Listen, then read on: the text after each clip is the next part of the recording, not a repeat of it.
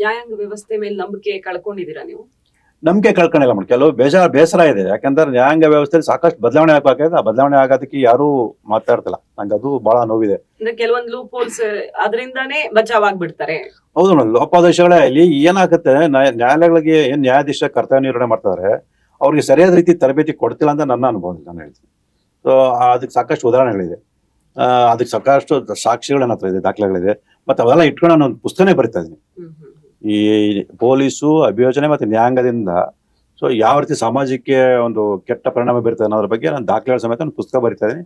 ಈ ಕೆಲಸ ಒತ್ತಡದಲ್ಲಿ ಪೂರ್ತಿ ಗಳಿಸಕ್ಕಾಗಿಲ್ಲ. ಸೊ ಆ ಪುಸ್ತಕದ ಮೂಲಕ ಇಡೀ ಸಮಾಜಕ್ಕೆ ಅದೊಂದು ಸತ್ಯ ತಿಳಿಸ್ಬೇಕು ಅಂತೇಳಿ. ಈಗ ಕೋರ್ಟ್ ಅಲ್ಲಿ ನೀವು ಹೋರಾಟ ಮಾಡ್ತಿದ್ರಿ, ಎಲ್ಲಿ ತನಕ ಹೋಯ್ತು ಮೂಡಾ ಕೇಸ್ ಅಂದ್ರೆ ರಾಜ್ಯಪಾಲರು ಪ್ರಾಸಿಕ್ಯೂಷನ್ ಅನುಮತಿ ಕೊಡೋ ತನಕ ಹೋಯ್ತು. ಸಿದ್ದರಾಮಯ್ಯನವರು ಡೆಲ್ಲಿಗೆ ಓಡ್ ಹೋಗಿ ಟಾಪ್ ಲಾಯರ್ಸ್ ಜೊತೆ ಅಲ್ಲಿ ಕೂತು ಮಾತಾಡೋ ತನಕ ಆಯ್ತು.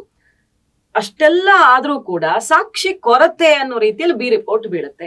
ಸೊ ನೀವೇ ವಾದ ಮಾಡ್ತಿದ್ರ ಬಹಳಷ್ಟು ಪ್ರಕರಣಗಳಲ್ಲಿ. ಯಾವ ಅಂಶ ನಿಮಗೆ ಕೊರತೆ ಅಂತ ಅನಿಸ್ತು? ಯಾಕಂದ್ರೆ ಆ 3.25 ಎಕರೆ ಅಲ್ಲಿ 50-50 ಅಲ್ಲಿ ನಿವೇಶನ ಜಾರಿ ಆಗಿದ್ದು, ನೀವೇ ಹೇಳಿದಂಗೆ ಸ್ಟೇಟ್ಮೆಂಟೇ ಕೊಡ್ತಾರೆ, ನಾನೇ ಮನೆಗೆ ಹೋಗಿ ನಿವೇಶನ ಮಾತಾಡ್ಕೊಂಡು ಬಂದೆ ಪಾರ್ವತಿಯವ್ರ ಜೊತೆ ಅಂತ. ಇಷ್ಟಿದ್ರು ಏನು ಸಾಕ್ಷಿಗಳ ಕೊರತೆ ಆಗಿದೆ ಇಲ್ಲಿ? ಏನು ನೀವು ತುಂಬಾ ಸ್ಟ್ರಾಂಗೆಸ್ಟ್ ಸಾಕ್ಷಿ ಅಂತ ಕೊಟ್ಟಿದ್ದು ಏನು ನೀವು? ಮೇಡಮ್, ಇಲ್ಲಿ ಗಮನಿಸಬೇಕಾದ ಅಂಶ ಏನಂತಂದ್ರೆ ಸಾಕ್ಷಿಗಳು ಸ್ಪಷ್ಟವಾಗಿದೆ. ಆ ಸಾಕ್ಷಿಗಳ ವಿಶ್ಲೇಷಣೆ ಮಾಡುವಂತಹ ತನಿಖಾಧಿಕಾರಿಯ ಬುದ್ಧಿಮಟ್ಟ ಕೆಟ್ಟೋಗಿದೆ. ಯಾಕೆ ಅಂತ ಹೇಳಿದ್ರೆ ಲಂಚ ಪಡೆದಿರೋಂತಹ ಕಾರಣಕ್ಕೆ.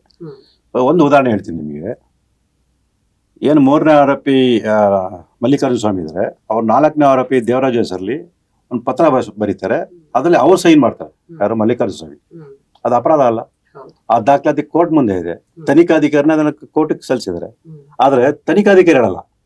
ಸೊ ಈ ದಾಖಲೆ ಪ್ರಕಾರ ಅವರು ಅಪರಾಧ ಕೃತ್ಯ ಮಾಡಿದ್ರು. ಇದು ಎಂಥ ಜನಸಾಮಾನ್ಯರಿಗೆ ಎಂಥ ದಡ್ಡನಿಗೂ ಎಲ್ಲದಕ್ಕಿಂತ ಮುಖ್ಯವಾಗಿ ಏನಂದ್ರೆ ಆ ಪತ್ರ ಬರೆದ್ರು 13/7/98ರಲ್ಲಿ. ಅಲ್ಲಿಗೇನ್ ಅರ್ಥ? 98ರಲ್ಲಿ ಅವ್ರ ಸಂಪರ್ಕ ಇದೆ ಅಂತ ಅರ್ಥ. ಅವ್ರ ತನಿಖಾಧಿಕಾರಿ ಏನ್ ಬರ್ತಾರೆ, 2004ನೇ ಇಸ್ವಿಗೆ ಕ್ರಯ ಪತ್ರ ನೋಂದಣಿ ಆಗೋವರೆಗೂ ಸಂಪರ್ಕನೇ ಇರ್ಲಿಲ್ಲ ಅಂತ. ಸೊ ಅಲ್ಲೇ ಎಸ್ಟಾಬ್ಲಿಷ್ ಆಗೋಯ್ತು. ಈ ಕಾರಣದಿಂದ ನಾನು ದೂರು ಕೊಟ್ಟರು ಪೂರ್ವಕವಾಗಿ. ಏನ್ 4,35,00,000 ಈಸ್ಕೊಂಡಿದ್ರೆ ಆ ಹಣವನ್ನ ಈಸ್ಕೊಂಡಿರೋ ಕಾರಣದಿಂದ ಸೊ ಒಂದೇ ಸತ್ಯ ಇದ್ರು ಕೂಡ ಇವರು ಸುಳ್ಳು ವರದಿ ಹಾಕಿದ್ದಾರೆ ಅಂತೇಳಿ ನಾನು ನ್ಯಾಯಾಲಯ ಗಮನಕ್ಕೆ ತಂದಿರುತ್ತದೆ. ಅಂದ್ರೆ ಈ ಪ್ರಕರಣ ಎಲ್ಲಾ ಸಾಕ್ಷಿಗಳು ಪ್ರಾರಂಭದಿಂದ ಕೊನೆವರೆಗೂ ಎಲ್ಲಾ ಸಾಕ್ಷಿ ವೈಟ್ನರ್ ಇದೆ. ಮತ್ತೆ ಎಲ್ಲದಕ್ಕಿಂತ ಮುಖ್ಯವಾಗಿ ಒಂದೇ ದಿವಸದಲ್ಲಿ ಸೈಟ್ ವಾಪಸ್ ಕೊಟ್ಟಿರೋಂಥದ್ದು. ನೀವು ಅದೊಂದು ಇಡೀ ಭಾರತದ ಇತಿಹಾಸದಲ್ಲಿ ಒಂದೇ ದಿವಸ ಅಷ್ಟು ಅಧಿಕಾರಿಗಳು ಅಷ್ಟು ಕೆಲಸಗಳನ್ನ ಮಾಡಿದ್ರೆ ನೀವು ಒಂದೇ ಒಂದು ತೋರಿಸ್ಕೊಟ್ರೆ ನಾನು ಹೇಳ್ದಂಗೆ ಕೇಳಿ. ಈಗ ಸಿದ್ದರಾಮಯ್ಯನವರು ವಿಧಾನಸೌಧದಲ್ಲೇ ನಿಂತು ಗುಡುಗಿರ್ತಾರೆ, ನಮ್ದು ತಪ್ಪಿಲ್ಲ ಅಂತ ತಿರುಗೇಟ್ ಕೊಟ್ಟಿರ್ತಾರೆ ಪ್ರತಿಪಕ್ಷಗಳಿಗೆ. ಮತ್ ಇಷ್ಟೆಲ್ಲ ಆದ್ಮೇಲೆ ನಮಗ್ ಬೇಜಾರಾಗಿದೆ ಮನಸ್ಸಿಗೆ ಅನ್ನೋ ಕಾರಣ ಕೊಟ್ಟು ಪಾರ್ವತಿಯವರು ಸೈಟ್ ವಾಪಸ್ ಮಾಡ್ತಾರೆ. ಮೇಡಮ್, ಬೇಜಾರಾಗಿದೆ ವಾಪಸ್ ಕೊಡ್ತೀವಿ ಅನ್ನೋದು ಇದೆಯಲ್ಲ, ಅದು ನಿಜ ಆಗಿದ್ರೆ ನಾನು FIR ದಾಖಲೆ ಮಾಡೋಕ್ಕಿಂತ ಮುಂಚೆ ಕೊಡಬೇಕಿತ್ತು. ಯಾಕೆಂದ್ರೆ ಇದ್ರ ಬಗ್ಗೆ ಆರೋಪ ಹಲವಾರು ತಿಂಗಳಿಂದನೇ ಕೇಳ್ಬರ್ತಿತ್ತು. ಸೊ ಆ ಕಾರಣದಿಂದಾನೇ ಅವರು ವಿಧಾನಸೌಧದಲ್ಲಿ ಸಮರ್ಥನೆ ಮಾಡ್ಕೊಂಡಿದ್ರು. ಸೊ FIR ದಾಖಲೆ ಮಾಡಿದ ತಕ್ಷಣ ವಾಪಸ್ ಕೊಟ್ಬಿಟ್ರು. ಯಾಕಂದ್ರೆ ಶಿಕ್ಷೆ ತಪ್ಪಿಸ್ಕೋಬಹುದು. ಅದನ್ನೇ ಈಗ ಇಡಿ ಏನಾರ FIR ಇದು ಮಾಡಿ ECR ದಾಖಲೆ ಮಾಡ್ಕೊಂಡು ಅದ್ ಮುಟ್ಕೋಲ್ ಹಾಕೊಂಡ್ಬಿಟ್ರೆ ಸೊ ತಮ್ ಕಷ್ಟ ಆಗದನ್ನ ಕಾರಣಕ್ಕೆ ಏಕಾಗಿ ರಾತ್ರಿ ಸೈಟ್ ನ ವಾಪಸ್ ಕೊಡುವಂತ ಕೆಲಸಗಳು ಮಾಡೋದು. ಮತ್ತೆ ವಾಪಸ್ ನೀವು ಹೇಳ್ತಿರೋದು ಆ ವಾಪಸ್ ಕೊಡೋ ಪ್ರಕ್ರಿಯೆ ಅಷ್ಟು ಕ್ವಿಕ್ ಆಗಲ್ಲ ಅಂತ. ಒಂದೇ ದಿನದಲ್ಲಿ ಈಗ ಮುಖ್ಯಮಂತ್ರಿ ಸಿದ್ದರಾಮಯ್ಯ ಅವರ ಪ್ರಭಾವ ಬೀರಿದಕ್ಕೆ ಅದೊಂದೇ ದಾಖಲೆ ಸಾಕು. ಒಂದೇ ದಿವಸ ಅಷ್ಟು ಅಧಿಕಾರಿಗಳು, ಮೂಢ ಅಧಿಕಾರಿಗಳು ಮತ್ತೆ ಉಪನೋಂದಣಾಧಿಕಾರಿ ಕಚೇರಿ ಅಧಿಕಾರಿಗಳು ಎಲ್ಲರೂ ಒಂದೇ ದಿವಸ ಎಲ್ಲ ಕೆಲಸ ಮುಗಿಸ್ತಾರೆ. ನಾವಾದ್ರೂ 3 ವರ್ಷ ಅಲ್ಲಿ ಬೇಕಾದ ಕೆಲಸ ಮಾಡಿ. ಒಬ್ಬ ಸಾಮಾನ್ಯ ವ್ಯಕ್ತಿ ಅರ್ಜಿ ಕೊಟ್ಟರೆ ಅದು ಅರ್ಜಿ ನೋಡೋದಕ್ಕೆ ಅವ್ರು ತಿಂಗಳೇ ಬೇಕು. ಎಸ್. ಈಗ ಈ ಕೇಸಲ್ಲಿ ಯಾವುದು ಶಾಲಿನಿ ರಜನೀಶ್ ಅವರ ಪ್ರಕರಣ ಅಂದ್ರೆ ಅವ್ರ ವಿರುದ್ಧ ಮಾಡಿರೋ ಆರೋಪದಲ್ಲಿ ನೀವ್ ಹೇಳ್ತಿದ್ದೀರಾ ಪೊಲೀಸರಿಗೆ ನಾನು ದೂರು ಕೊಟ್ಟಿದ್ದೀನಿ, ಆದ್ರೆ ಅವರು ಅದರ ಆಕ್ಷನ್ ತಗೊಳ್ಳದೆ ಇದ್ರೆ ಕೋರ್ಟ್ ಮುಂದೆ ದಾಖಲೆ ಇರ್ತೀನಿ ಅಂತ. ಇಡಿಗೆ ದೂರು ಕೊಟ್ಟಿದ್ದೀರಾ, ಕೋರ್ಟ್ಗೆ ಹೋಗ್ತಿದ್ದೀರಾ ಆ ಕೇಸಲ್ಲಿ? ಹೌದು ಮೇಡಮ್. ಈಗ ನಾನು ಶಾಲಿನಿ ರಜನೀಶ್ ಅವರಿಗೆ ಸ್ಪಷ್ಟೀಕರಣ ಕೇಳಿ ಪತ್ರ ಬರೆದಿದೆ. ಅವರೇನೆ ಸ್ಪಷ್ಟೀಕರಣ ಕೊಟ್ಟಿದ್ದಾರೆ ಅಂದ್ರೆ ಮಾಹಿತಿ ಮಾಧ್ಯಮ ನನಗೆ ಅದು ಅಧಿಕೃತವಾಗಿ ತಲುಪಿಲ್ಲ. ಮತ್ತೆ ನಾನು ನಿನ್ನೆ ಮಾಧ್ಯಮ ದಾಖಲೆ ನೋಡಿದಾಗ ಆ ಒಂದು ಸ್ಪಷ್ಟೀಕರಣ ಏನ್ ಕೊಟ್ಟಿದ್ದಾರೆ ಅದಕ್ಕೆ ಯಾವುದೇ ಅಧಿಕಾರ ಸಹಿ ಇಲ್ಲ. ಸೊ ಸಹಿ ಇಲ್ಲದೆ ನಾನು ಅದನ್ನ ಕೋರ್ಟ್ ಗಮನಕ್ಕೆ ಅವರೇ ಕೊಟ್ಟಿರೋ ಅಂತ ಹೇಳಕ್ ಬರಲ್ಲ. ಹಾಗಾಗಿ ಅದನ್ನ ಕೊಟ್ಟಿಲ್ಲ ಅಂತ ನಾನು ಪರಿಗಣಿಸಬೇಕಾಗತ್ತೆ. ಮತ್ತೆ ಈಗ ನಾನು ಆದಾಯ ತೆರಿಗೆ ಇಲಾಖೆಗೆ ಮತ್ತೆ ಜಾರಿ ನಿರ್ದೇಶಕ ಕೂಡ ದೂರು ಅರ್ಜಿ ಕೊಟ್ಟಿದ್ದೀನಿ. ಸೊ ಇವೆಲ್ಲ ಏನ್ ಕ್ರಮ ತಗೊಳ್ಳೋದು ಕೂಡ ನಾನು ಅನಿವಾರ್ಯವಾಗಿ ಕೋರ್ಟ್ಗೆ ಹೋಗ್ಬೇಕಾಗತ್ತೆ.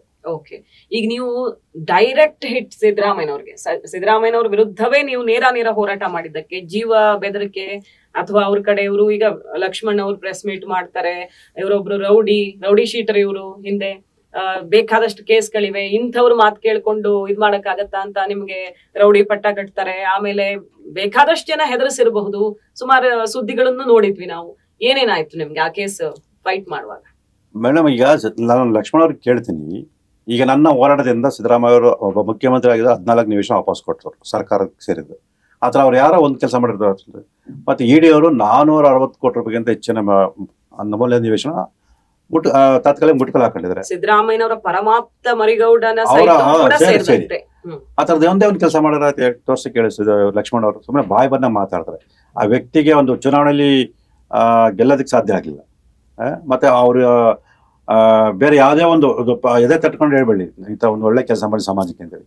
ಅಂತ ವ್ಯಕ್ತಿಗಳು ಬರೀ ಈ ಥರ ಮಾತಾಡ್ತಾರೆ ಅಷ್ಟೇ ಹೊರತು ಬೇರೆ ಏನಿಲ್ಲ. ಈಗ ಆ ವ್ಯಕ್ತಿ ಎಷ್ಟು ಸುಳ್ಳು ಹೇಳ್ತಾರೆ, ನನ್ನ ಮೇಲೆ 44 ಕೇಸ್ ಇದೆ ಅಂತ ಹೇಳ್ತಾರೆ. ಅದು ದಾಖಲೆ ಕೊಡಪ್ಪ ಅಂದ್ರೆ ಇವತ್ತು ಕೊಟ್ಟಿಲ್ಲ. ಎಷ್ಟು ಕೇಸ್ ಇದೆ ಸರ್ ನಿಮ್ಮ ಮೇಲೆ? ನನ್ನ ಮೇಲೆ 24 ಪ್ರಕರಣ ದಾಖಲಾಗಿತ್ತು. ಅದ್ರಲ್ಲಿ ಈಗ 4-5 ಪ್ರಕರಣ ಅಷ್ಟೇ ಬಾಕಿದಾಗಲೇ ಬಿ ರಿಪೋರ್ಟ್ ಹಾಕಿದ್ದಾರೆ. ಮತ್ತೆ ನ್ಯಾಯಾಲಯ ತೀರ್ಪು ಬಂದಿದೆ. ಸೊ ಅದು ನ್ಯಾಯಾಲಯದಿಂದ ನಾನು ನಿರಪರಾಧಿ ಅಂತೇಳಿ ಆದೇಶಗಳ ತೀರ್ಪುಗಳು ಬಂದಿದೆ. ಹಾಗಿದ್ದಾಗ ಒಂದೇ ಒಂದು ಪ್ರಕರಣ 24 ಪ್ರಕರಣ ಆಗಿದ್ರು ಕೂಡ ಒಂದೇ ಒಂದು ಪ್ರಕರಣ ನನ್ನ ವಿರುದ್ಧ ಯಾವುದೇ ಆರೋಪನ ಸಾಬೀತುಪಡಿಸಕ್ಕಾಗಿಲ್ಲ. ಇವತ್ತು ಅಟ್ಯಾಕ್ ಆಗಿದೆಯಾ ನಿಮ್ಮ ಮೇಲೆ? ಇಲ್ಲ ಮೇಡಮ್, ಇವತ್ತವರೆಗೂ ನನ್ನ ಮೇಲೆ ಆ ಥರದ್ದು ಯಾವುದೋ ಒಂದು ಹಲ್ಲೆ ಮಾಡೋದು ಪ್ರಯತ್ನ ಆಗಿಲ್ಲ, ಅಥವಾ ಎದುರಾಳಿ ನಿಂತ್ಕೊಂಡು ಪ್ರಶ್ನೆ ಮಾಡೋಕ್ಕೂ ಯಾರಿಗೂ ಧೈರ್ಯ ಆಗಿಲ್ಲ. ಸೊ ಯಾಕೆ ಅಂತ ಹೇಳಿದ್ರೆ ಅವ್ರಿಗೂ ಚೆನ್ನಾಗಿ ಗೊತ್ತಿದೆ. ಆದ್ರೆ ಇವರು ಸಿದ್ದರಾಮಯ್ಯ ಮೆಚ್ಚಿಸೋಕ್ಕೋಸ್ಕರ ಸುಮ್ಮನೆ ಈ ಥರ ಪತ್ರಿಕಾಗೋಷ್ಠಿ ಮಾಡಿ ಸುಳ್ಳು ಆರೋಪ ಮಾಡೋಂಥ ಮಾಡ್ತಾರೆ ಹೊರತು ಮೇಡಮ್ ನಾನು ಬಹಿರಂಗ ಸವಾಲು ಆಗ್ತಿರಲ್ಲ. ನಾನು ಯಾರೇ ಆಗಲಿ, ಸಿದ್ದರಾಮಯ್ಯ ಸ್ವತಃ ಸಿದ್ದರಾಮಯ್ಯ ಬರಲಿ, ದಾಖಲೆ ಇಟ್ಕೊಂಡು ಬರಲಿ, ಅವರು ನಾನು ಕೂತ್ಕೊಳ್ತೀನಿ, ಯಾವುದೇ ಮಾಧ್ಯಮದಲ್ಲಿ ಬೇಕಾದ್ರೆ ಕೂತ್ಕೊಳ್ತೀನಿ. ನನ್ನ ಕೇಳೋ ಪ್ರಶ್ನೆ ಅವ್ರು ಉತ್ತರ ಕೊಟ್ಬಿಡಿ. ನನ್ನ ವರ್ಡ್ ಹಿಂದೆ ಸರಿದು ಬಿಡ್ತೀನಿ, ವರ್ಡ್ ಮುಂದುವರಿದ ನಾನು. ಯಾಕಂದ್ರೆ ಸಿದ್ದರಾಮಯ್ಯ ಕೂಡ ಒಬ್ಬ ವಕೀಲರಾಗಿತ್ಕೊಂಡು ಕಾನೂನು ಗೊತ್ತಿದೆ ಅವ್ರಿಗೆ, ಯಾವ್ದು ಅಪರಾಧ ಕುರಿತು ಯಾವ್ದು ಅಪರಾಧ ಗೊತ್ತಿದೆ ಅವ್ರಿಗೆ. ಸೊ ನನ್ನ ಮುಂದೆ ಕೂತ್ಕೊಂಡು ಚರ್ಚೆ ಬರ್ತಾರೆ ಕೇಳಿ. ಇವತ್ತು ಸಾಕಷ್ಟು ಸಲ ನಾನು ಬಹಿರಂಗವಾಗಿ ಮಾಧ್ಯಮ ಮುಂದೆ ಹೇಳಿಕೆ ಕೊಟ್ಟಿದ್ದೀನಿ. ಸೊ ಯಾರು ಬರಲ್ಲ, ಅದು ಸಿದ್ದರಾಮಯ್ಯ ವಕೀಲರೇ ಬರಲಿ, ನಾನು ಬೇಡ ಅಂತ ಹೇಳಲ್ಲ. ದಾಖಲೆ ಇಟ್ಕೊಂಡು ಬರಲಿ, ನಾನು ದಾಖಲೆ ಇಟ್ಕೊಂಡು ಬರ್ರಿ, ನಾನು ದಾಖಲೆ ಇಟ್ಕೊಂಡು ತೋರಿಸ್ಬಿಟ್ಟು ನಾನು ಪ್ರಶ್ನೆ ಕೇಳ್ತೀನಿ. ಅದಕ್ಕೆ ಅವ್ರು ಸ್ಪಷ್ಟೀಕರಣ ಕೊಟ್ಬಿಡಿ. ಯಾವ ಕೋರ್ಟು ಬೇಡ, ಯಾವುದು ಬೇಡ, ಜನ ತೀರ್ಮಾನ ಮಾಡ್ಬಿಡಿ. ಇದು ಪ್ರಜಾಪ್ರಭುತ್ವ ವ್ಯವಸ್ಥೆ ಆಗಿರೋದ್ರಿಂದ ಜನರ ತೀರ್ಮಾನ ಕೊಟ್ಬಿಡಿ.